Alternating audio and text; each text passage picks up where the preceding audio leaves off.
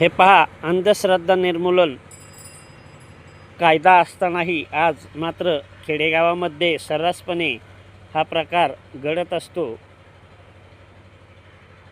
अशा कारणाने कोणाचं भलं होतंच असं नाही, परंतु असे प्रकार हे का करत असतात नक्की लोक हेही समजत नाही.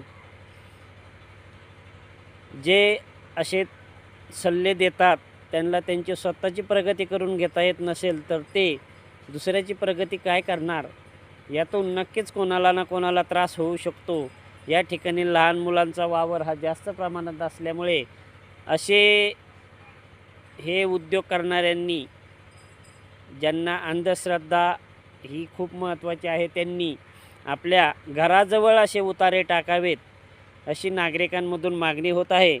तरी आज हे पहा, या वाहतुकीच्या अगदी रस्त्यावरूनच हा परिसर आहे. तरी या ठिकाणी कोणीही असे उतारे टाकू नयेत अशी नागरिकांमधून मागणी होत आहे. हा प्रकार मांडवगण फराटा येथील आहे.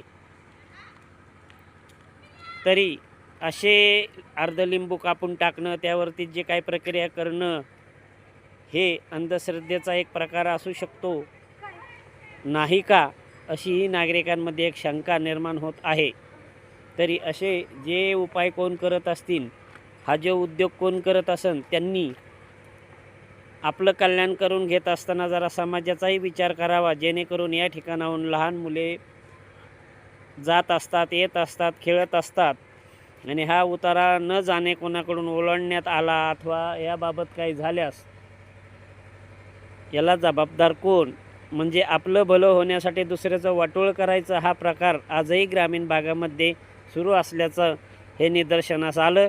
तरी हा जो उद्योग कोण करत असेल त्यांना एक समाजाच्या वतीने एक विनंती आहे, आपण हे उद्योग आपल्या भागामध्ये करावेत, जेणेकरून इतरांना त्रास होऊ नये.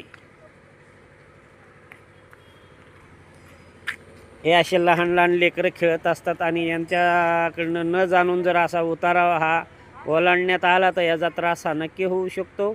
तरी असे उतारे टाकणाऱ्यांनी अशा लहान ज्या ठिकाणी मुले आहेत या ठिकाणी मात्र असे उतारे हे टाकू नयेत अशी मागणी मात्र येथे राहणाऱ्या व रस्त्यावरून येणाऱ्या जाणाऱ्यांमध्ये याबाबत चर्चा सुरू आहे.